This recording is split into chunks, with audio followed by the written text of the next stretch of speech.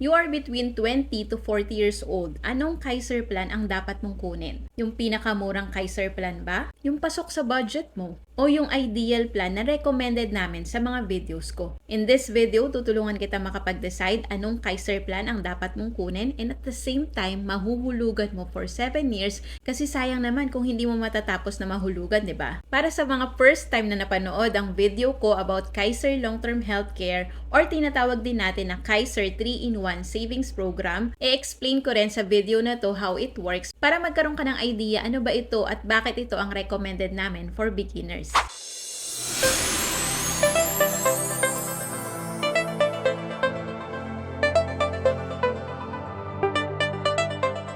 Hi Dreamers! Hi everyone! Ako nga pala si Nel Sembrano Lontok. Dati akong accountant na ngayon ay isang online entrepreneur and financial educator sa IMG. Dito sa channel ko, nagbibigay po ko ng personal finance tips for beginners at mga tips paano ba ako nagkaroon ng time freedom doing the mission of IMG. Kung sa tingin mo makakatulong itong channel ko sa'yo, consider mo na mag-subscribe at click mo yung notification bell para updated ka every time na meron akong bagong video. Ilan taon tayo nag-start na magtrabaho? 21 or 22? Until when? Generally, 60 years old. And during that time, from 22 to 60 years old, yan tinatawag natin na productive years. Productive pa tayo. Meron tayong trabaho, kumikita pa tayo ng active income, malakas pa yung katawan natin. And dito sa period na to, meron tayong short-term healthcare na benefit natin sa ating employer or company na pinagtatrabahuan natin. Ito yung libreng health card na minsan meron pang libreng dependent or dependents o kaya binabawas sa sweldo natin kung gusto nating i-enroll yung parents natin or asawa natin or mga anak natin. Makikita mo dito sa screen itong mga list of health maintenance organization or HMO na may certificates of authority issued ng Insurance Commission. Ayan, makikita mo dito sa screen, merong MaxiCare, merong Kaiser, merong PhilHealthCare, ValueCare, lahat ng care, meron ka makikita dyan. Pero kapag nag-resign or kung tumagal ka na sa kumpanya at nag-retire ka na, hindi na natin to magagamit, 'di ba? Yung short-term healthcare. Kasi nga hindi na tayo connected at empleyado ng company. Kaya wala na tayong libreng healthcare. Eh alam mo ba na ang usual age lang na pwede pang makover ng short-term healthcare is hanggang 60 years old lang? Meron naman nag-o-offer hanggang 65 or 75 pero masyado nang mahal or costly na. That's why napaka-importante na mag-ipon tayo at paghandaan natin yung ating long-term healthcare. Kasi yung long-term healthcare yung magagamit natin kapag senior na tayo at nag-retire na tayo sa trabaho. Dito na papasok talaga yung role ng long-term healthcare sa buhay natin. Ito yung panahon na mas kailangan natin ng healthcare. May regular check-up na tayo, maintenance, at mas lapitin na tayo ng sakit that time. Isa ito sa dapat nating paghandaan for our personal finance aside sa retirement fund natin kung saan naman kukunin natin yung pang-araw-araw na panggastos natin. Mahalaga na meron kang nakalaan na pondo for your healthcare pagtanda. Kaya nung natutunan ko to 12 years ago from IMG, ito na agad ang sinimulan ko kasi nabasa ko rin to na binanggit sa book ni Robert Kiyosaki na Rich Dad Poor Dad. Ultimate Kaiser Health Builder ang savings program na to. Tinatawag din namin to na 3-in-1 savings program or 3-in-1 financial solution kasi meron itong healthcare, rider na insurance, at kung hindi mo nagagamit yung health benefit nito, nag-i-interest ito at pwedeng magsilbing investment na rin pagdating ng araw. Minsan nadidinig mo din sa mga video ko, tinatawag ko itong Kaiser Long-Term Healthcare. These are all the same. It is a recommended investment for beginners dahil it jumpstart your financial foundation. Ano ba yung financial foundation? Ito yung concept na pwede mong gawing guide when it comes to proper saving and investing. Most of us, kahit ako naman noon, gusto kong mag-invest agad. Gusto kong mag-invest sa stock market, real estate, and other paper assets. Pero bago pala mag-invest sa mga ito, dapat meron ka daw emergency fund muna. Wala kang utang o namamanage mo ang utang mo kung meron man. Importante din pala na meron ka munang life insurance bago mag-invest, lalong-lalo na kung breadwinner ka kasi hindi naman ganun pakalaki ang investment mo. E paano kung may mangyari sa'yo? Paano ang pamilya mo, asawa mo, anak mo na nakadepende sa'yo? And health is wealth. Kaya importante din na meron tayo nito bago invest ang pera natin sa stock market kasi ito yung pinakapuhunan natin para kumita tayo ng pera. Kung wala tayong healthcare at magkasakit tayo, hindi naman natin magagamit agad-agad yung investment natin. At kung gusto naman natin pagsabay-sabayin na mabuo yung financial foundation natin, extra income or additional income ang solusyon. At ang pinakapundasyon ng lahat ng yan is right financial information through financial education. So kung meron ka ng extra income na pangsimula para sa financial foundation mo, long-term healthcare ang una mo dapat na simulan. At ang alam ko lang na financial solution na makakapag-provide sa atin ng long-term healthcare is Ultimate Kaiser Health Builder, which is financial product yan ng Kaiser International Health Group Inc. Kaya ito yung recommended investment ko sa mga nagsisimula pa lang. Kasi meron itong insurance, healthcare, and investment na rin kung hindi mo nagagamit ang healthcare mo. Ito din ang una kong sinimula noong 2012, natapos ko ng mahulugan at inaantay ko na lang na mag-mature 3 years from now. At kanina lang nag-start ulit ako ng another Kaiser plan sa Ultimate Kaiser Health Builder kasi yung unang plan na nakuha ko 12 years ago ay mababa pa kasi hindi pa naman ganun kalaki yung kinikita ko that time. Ultimate Kaiser Health Builder is a 20-year savings program or investment program pero hindi mo kailangang maghulog ng 20 years. 7 years ka lang na maghuhulog, then 13 years ang waiting period or extended period kaya total of 20 years. Simple lang naman yung Kaiser Long-Term Healthcare. Ito yung summary of membership fee or premium. Pwede ito sa age 10 years old to 60 years old. Kapag minor ang plan holder, merong payor na dapat nasa legal age at syempre, since siya yung hulog, siya muna yung insured. Until mag-18 na yung minor, pwede nang matransfer yung application sa kanya sa minor kasi nasa legal age na siya pagka 18 niya and para siya na yung insured. May lowest plan na pwede mong kunin depende sa age kung kailan ka mag-a-apply or magsisimula. Pero walang maximum limit na plan. Ang pinakamababang plan is K45 at ang pinakamataas na plan is K1000. Pero hanggang K200 lang yung pinakita ko dito sa illustration kasi masyado nang mahaba. So if you want to know yung higher Kaiser plan, contact mo po ko sa FB page ko na Nel Sembrano or email me sa nelsembrano.cs@gmail.com para mabigyan kita ng details nun. Pwede mong i-pause itong video and then screenshot mo yung nakikita mo sa screen para mamaya pwede mong balikan kapag nakapag-compute na tayo how much ang recommended Kaiser plan para sa'yo. You have to consider din kasi ang lowest plan na pwede sa'yo based on your age. Kung between age 20 to 40 ka ngayon, dahil itong video na to ay para sa'yo sa edad na 20 to 40, the lowest plan na pwede mong kunin is K45 plan, which is 2647 ang monthly premium. Makakatipid ka kung mag-annual ka kasi parang 10 months lang ng monthly premium kapag annual ang mode of payment na pinili mo. Nakatipid ka ng 2 months. Sa semi-annual naman, makakatipid ka dyan ng 1 month. At sa quarterly, makakatipid ka dyan ng half a month.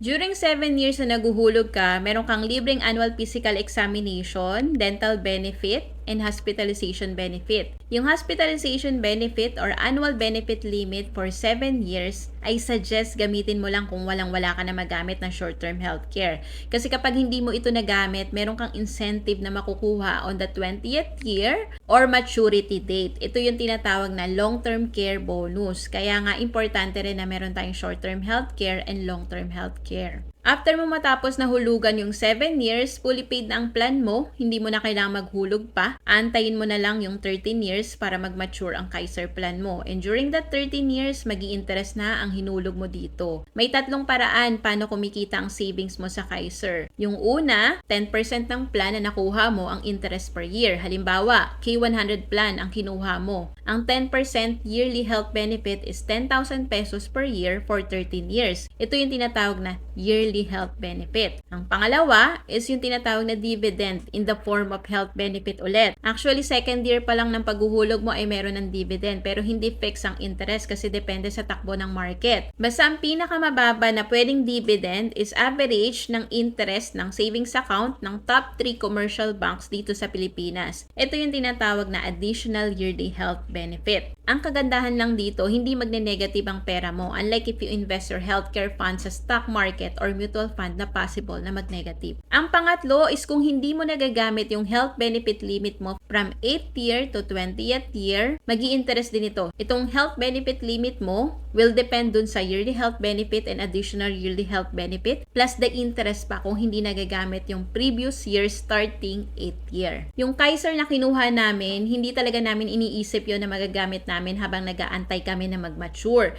Kasi nga yung mindset namin doon kapag nag-retire na kami, doon pa lang namin gagamitin since meron naman kaming short-term healthcare ngayon na provided na libre ng IMG sa aming mag-asawa. Insured ka din during 20 years except kung 56 to 60 years old ang kukuha ng Kaiser.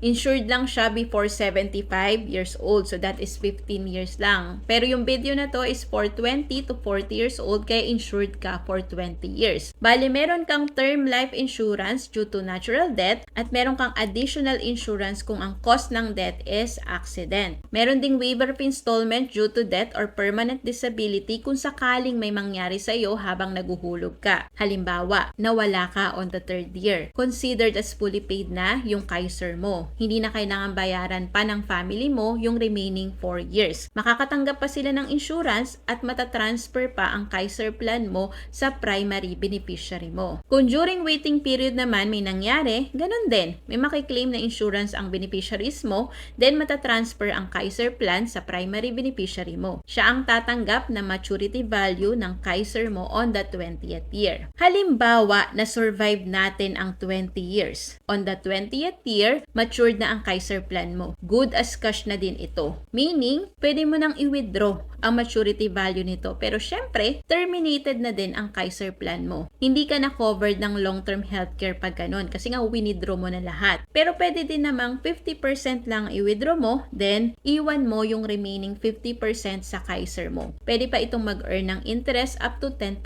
yearly. Pero depende pa rin sa takbo ng market. So upon maturity, ang matatanggap mo na maturity value will include yung long-term care bonus na kanina nabanggit natin. Pangalawa is yung maturity benefit. Pangatlo, yung accumulated unused yearly health benefit. Ibig sabihin, kung hindi mo nagagamit yung yearly health benefit, nag-accumulate ito kasama yung interest pa, yung compounding interest. So matatanggap mo yan on maturity. And lastly, yung accumulated unused additional yearly health benefit. Kung hindi mo nagamit yung dividend in the form of health benefit limit at nag-i-interest pa rin yun dahil hindi mo nagagamit, masasama siya sa maturity value. So, yung total maturity value will include itong 4 na to. Ganun lang ito kasimple. Basta isipin mo pang long-term healthcare mo ito kasi 7 years ka lang naman maghuhulog. After nun, pwede mo nang dagdagan yung term life insurance mo. Tapos mag-save ka na for your emergency fund. Pwede ka na rin magbayad ng utang or i-fully paid mo na yung utang mo. And then pwede ka na mag-invest sa mutual fund and real estate or any long-term investment na gusto mong pag-investan. Ngayon na napag-usapan na natin how it works, simple lang naman ito, 'di ba? Ano nga ba yung recommended Kaiser plan na maganda mong kunin? Napasok sa range ng edad mo kung between 20 to 40 years old ka ngayon. Pero ikaw pa rin yung makakapag-decide kung pasok ito sa budget mo. Para maka-decide ka anong Kaiser plan ang maganda mong kunin, ito yung mga steps na pwede mong gawin. Step number 1, i-compute mo yung target fund mo for your long-term healthcare at age 60. Ito yung recommended way namin paano mo malalaman yung fund na okay na.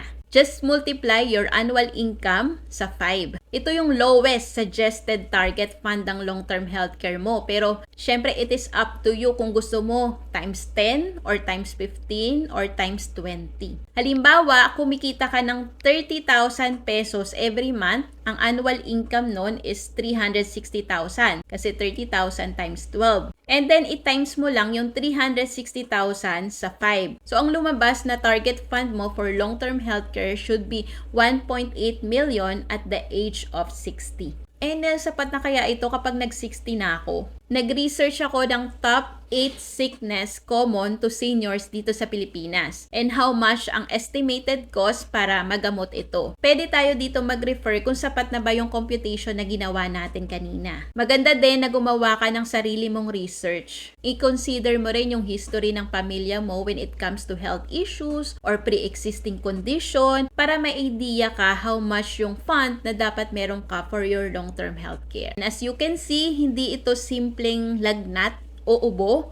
Most of them, kakailanganin talaga ng maintenance and regular check-ups which will cost so much money. Take note na hindi pa kasama dyan yung cost of living ng isang senior. Isama mo pa yung pampasweldo mo sa kasama mo sa bahay na siyang gagawa ng mga pagluluto, paglilinis, paglalaba na hindi na natin kayang gawin kapag nag-edad 80 or 90 na tayo. At iba pa nating lifestyle kung gusto natin kapag senior na tayo, nanonood pa rin tayo ng sine, nagta-travel pa rin tayo. Syempre, kasama pa rin yun sa dapat nating pag-ipunan. So, halimbawa, eto, yung arthritis. Ang estimated cost of treatment daw, dun sa na-research ko. Again, mas better po na meron kang sariling research kasi ito, base lang to sa nakita ko sa internet. Hindi pa ito yung eksaktong amount. Pwedeng mababa ito or mas may additional expense pa na pwedeng ma-incur pag nagkaroon tayo ng ganitong mga klaseng sakit. Like, for arthritis, ang estimated cost of treatment daw dito is 100,000 per year. Kung magkakaroon ng heart failure and nagkaroon ng hypertension, 1 million ang pwedeng cost of treatment. For cancer,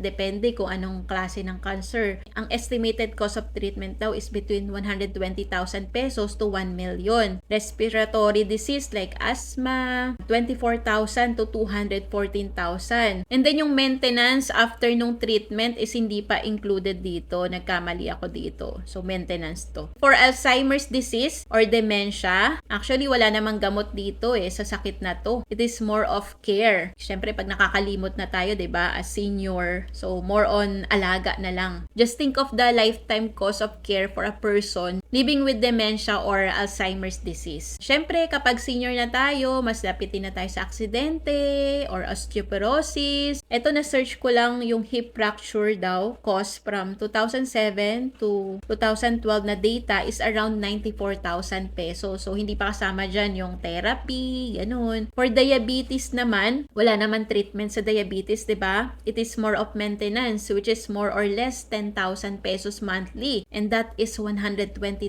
yearly. Para naman daw sa pulmonia influenza or pneumonia, ang estimated cost of treatment is between 100,000 pesos to 250,000 pesos. Again, inuulit ko po, sarili kong research to. And ito yung sickness na na-research ko rin na common sa mga Pinoy kapag senior na tayo. Mas better pa rin na meron kayong sariling research, pero kung pagbabasihan mo lang yung research ko, malaking halaga talaga yung kakailanganin natin ng long-term healthcare fund pagdating ng araw. After mo makompute yung target fund for your long-term healthcare, i-check mo na dito sa summary of projected value ng iba't ibang Kaiser plan based on your age now. Lakihan natin Halimbawa, kung 28 years old ka ngayon, so eto yun, your long-term healthcare fund goal, halimbawa, lumabas sa computation natin is 1.8 million at age 60. So, ang recommended plan para sa'yo, kung 28 years old ka ngayon, K50 plan. Kung 33 years old ka naman ngayon, your long-term healthcare fund goal na na-compute mo is 3 million at age 60. Ang recommended plan para sa'yo is eto. Ikaw na ang bahala kung K125 or K150 plan. Pwede mong i-post itong video na to and then screenshot mo para pwede mong balikan kapag nakapag-compute ka na ng target goal mo for your long-term healthcare fund.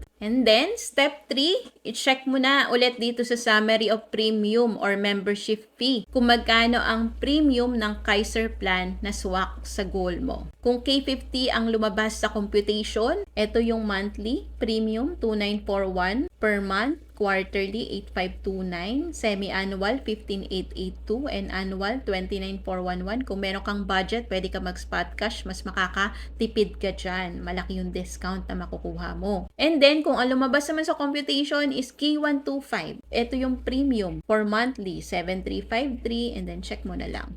Kung K100, ito yung recommended namin sa mga walang idea kung anong Kaiser plan yung kukunin nila. Kaya naka-highlight ito. And by the way, meron tayong policy fee na 500 pesos per year for 7 years only. Let's say, hindi pasok sa budget mo yung Kaiser plan na swak sa goal mo. Since you are just starting to build your financial foundation, pwede ka pong mag-start muna sa 20% ng income mo as a savings mo for your long-term healthcare sa Kaiser. Ito yung alternative computation. Ang gawin mo lang, monthly income times 20%. Halimbawa, you are earning 20,000 pesos monthly. So, i-times mo lang yan sa 20%. So, ang lumabas dito sa computation is 4,000 pesos. So, pwede kang magsimula with K60 plan na 3,529 lang ang monthly premium. So, that is less than pa sa 4,000, di ba?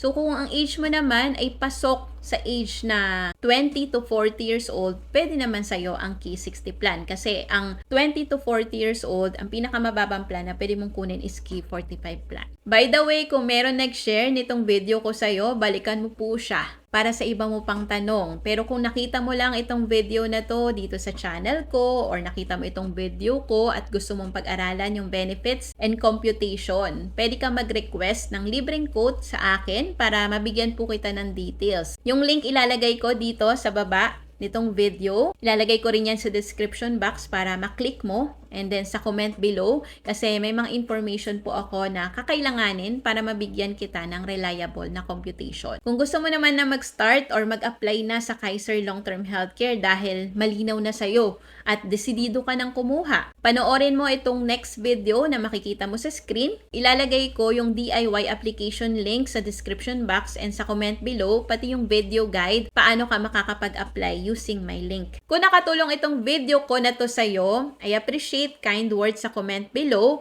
and please share itong video na to para mas marami pa pong matuto about preparing for their long-term healthcare and then senior years para maging handa tayo sa anumang uncertainties sa buhay. Always remember to learn new things every day, do what you love, and enjoy life. See you again sa susunod na video natin.